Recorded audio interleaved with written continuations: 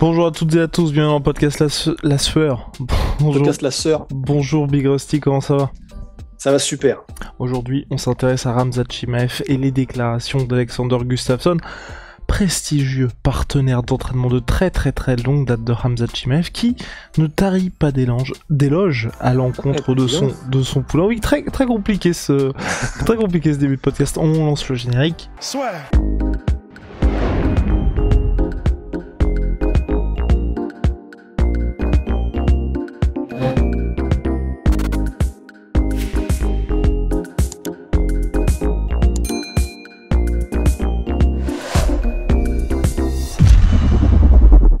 Khamzat Chimaev, on a eu pas mal d'informations sur ce qui se passait au All-Star Gym, vous inquiétez pas, mais là, Gustafsson place quand même la barre très haut, puisque tout simplement pour lui c'est quoi? Khamzat Chimaev pourrait potentiellement devenir un all-time great, soit l'un des plus grands de tous les temps. C'est la première chose qu'on a envie de dire, c'est bon, ça vient de son coéquipier, ça vient d'un partenaire d'entraînement, donc on a envie de dire bon, évidemment, temporisons. Un des tafs de Gustafsson, c'est de faire monter au niveau de la hype le plus possible de Khamzat Chimaev, parce qu'ils s'entraînent ensemble depuis maintenant des années. Donc, première chose, c'est on a envie de se dire bon, ok, évidemment, il va le monter le plus haut possible.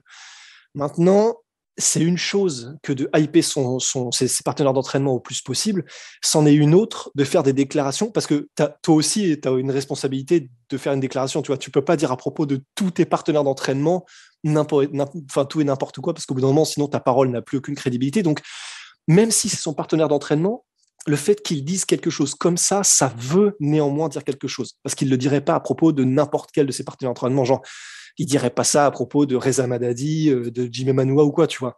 Mais à propos de Khamzat, effectivement, il dit je le vois, s'il continue de s'entraîner de cette manière et de faire tout ce qu'il faut, arriver à un statut de Khabib Nurmagomedov ou Georges Saint-Pierre.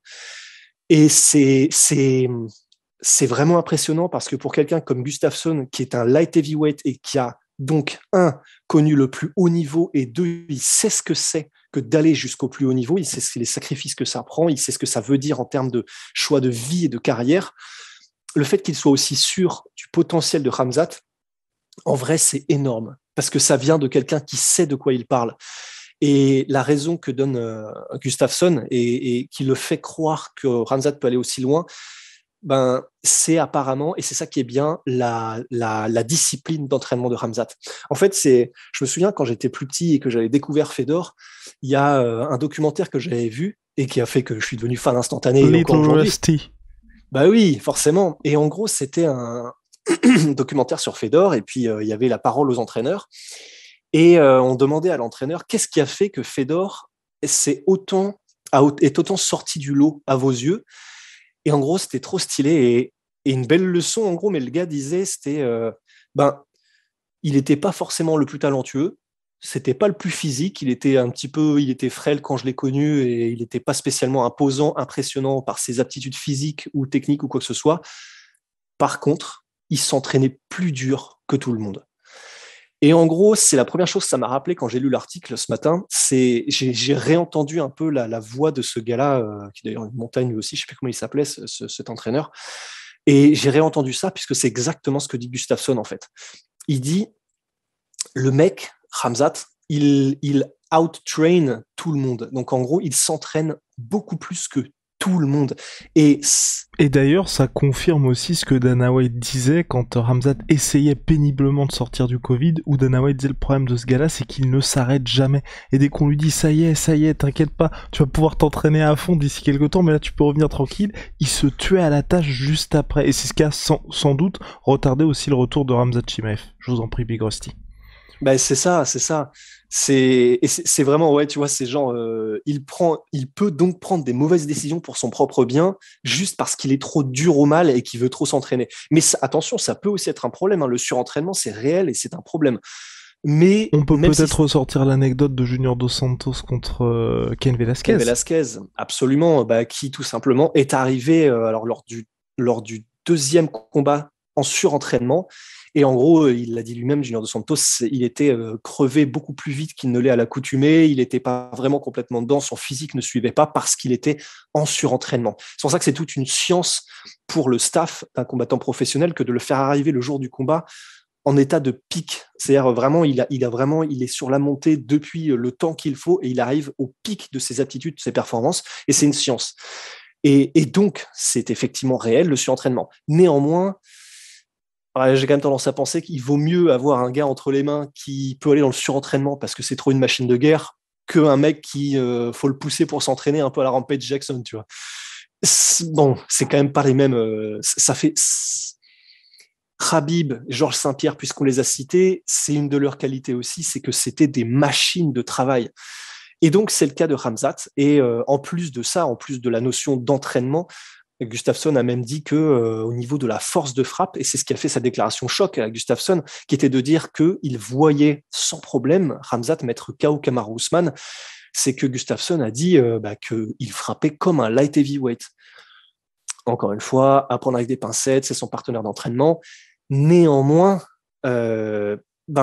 encore une fois, si on se fie quand même à sa parole et qu'on lui donne une crédibilité, il le dirait peut-être pas à propos de tout le monde, tu vois. Et Rusty, même ce qu'on a entendu, où Khamzat Chimaev aurait potentiellement pu aller à l'UFC, c'est ce qu'on nous a dit, on va pas révéler nos sources, mais aurait pu aller à l'UFC bien plus tôt, en affrontant l'un des meilleurs light heavyweight à l'UFC tout simplement.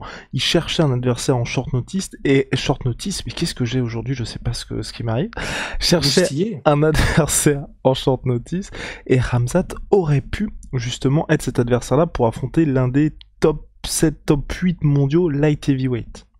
Il s'en bat les couilles, en fait. C'est ça qui est le plus impressionnant. C'est aussi l'avantage de tourner tout le temps avec Alexander Gustafsson, mine de rien. Ouais, c'est que tu sais où t'en es. C'est-à-dire que c'est clair que à ce moment-là, donc c'était il y a quelques années, si le combat avait été donné à Khamzat en light heavyweight contre ce gars-là, c'est clair que forcément ça aide si dans le gym, tu sais que tu peux aussi mettre très très mal Alexander Gustafsson, qui était un des meilleurs du monde, tout simplement, à l'époque, en light heavyweight. Donc en fait, ça fait vraiment beaucoup de oh là là, praises, d'accolades. De louanges. De louanges, oh là là. Ça fait énormément de louanges de la part d'Alexander Gustafsson, mais ça vient confirmer aussi le réseau. Oh, c'est beau ce que je fais. Oui. Ça vient aussi confirmer le réseau du coup d'informations que nous-mêmes on avait eu sur le fait qu'effectivement c'est pas une blague, hein, c'est vraiment quand tous les gens qui ont connaissance de ce qui se passe au All-Star Gym et de ce qui se passe un peu derrière les autres, tous sont unanimes pour dire là c'est pas normal ce qui se passe avec Khamzat.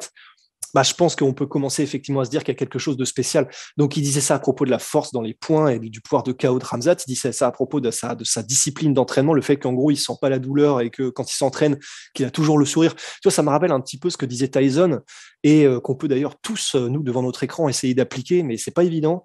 Mais en gros c'est faire les choses, et lorsque tu es dans un exercice, une rep, une série, des burpees horribles, essayer de le faire comme si tu kiffais. Genre, essayer de le faire comme si tu adorais ça. Et c'est Tyson qui avait dit ça donc sous l'impulsion de Cus D'Amato, parce que Cus D'Amato, l'entraîneur je finirai la boucle là-dessus, mais de Tyson, était lui-même un fin psychologue du sport et psychologue en général. Et il avait vraiment toute une manière d'affûter mentalement aussi les combattants et de leur faire voir le combat et l'entraînement d'une certaine manière pour vraiment les motiver au maximum et leur faire atteindre leur plein potentiel. Et c'est ce qu'il disait. Genre, il essayait d'insuffler à Tyson le fait de quand tu es dans le dur et que là, tu es en mode, mais qu'est-ce que je suis en train de foutre de ma vie à faire des battle ropes ou des burpees alors que j'ai envie de rentrer chez moi, que j'en ai marre, machin. À ces moments-là, il faut essayer de se dire, vas-y, je vais essayer de me forcer à sourire et à le faire en kiffant. Apparemment, alors je sais pas du coup si c'est un effort ou pas psychologique de la part de Khamzat, mais c'est un détail qui est très précis. De préciser ça, en gros, dans sa déclaration, Gustafsson, je trouve que c'est très précis. Et du coup, j'ai tendance à croire que c'est vrai, qu'en gros, il s'entraîne comme un ouf et toujours avec le sourire. Et ça fait effectivement beaucoup. Ça fait beaucoup pour Khamzat. Et entre guillemets, la hype grossit encore, quoi. Affaire à suivre, en tout cas pour Khamzat Chimaev qui n'a toujours pas d'adversaire. Ça c'est peut-être aussi mine de rien ce qui nous chagrine un petit peu, c'est que c'est clair que là tout ce qui se dit confirme l'énorme potentiel du gars. Il y avait aussi Ilir Latifi qui avait fait quelques interviews pour parler aussi du phénomène Ramzat, et visiblement il y a, enfin, tout ce qui se dit et qui sort de la Team All-Star, c'est que c'est vraiment un véritable phénomène, et que ce soit Ilir Latifi, que ce soit Jimmy Manuwa, que ce soit Alexander Gustafsson, il a des partenaires d'entraînement qui sont tous plus lourds que lui, et apparemment ils prennent tous tarif quand ils affrontent Ramzat Chimaev, même si petite info, hein, c'était Benjamin Sage qui s'était entraîné à la Team All-Star et qui était présent sur RS3, qui avait affronté Aboubakar Batili, qui nous avait dit qu'il avait soumis tout le monde à la Team All-Star, et quand on lui avait demandé tout le monde, il nous a regardé et avait fait tout le monde. Mais donc, c'est un poids lourd. C'est un poids lourd. C'est un poids lourd complètement, qui lui veut remettre le JJB au goût du jour en MMA, qui estime que c'est l'art martial le plus important pour réussir dans la discipline. Je pense qu'on a bouclé la boucle, Big Rusty? I think so too, je crois aussi. Eh bien, big shout out à My Sweet Pea, My Sweet Protein, moins 38% sur tout My Protein. Oh, wow, avec le code la sueur. Venom, sponsor de l'UFC, sponsor de la sueur. See ya. See ya.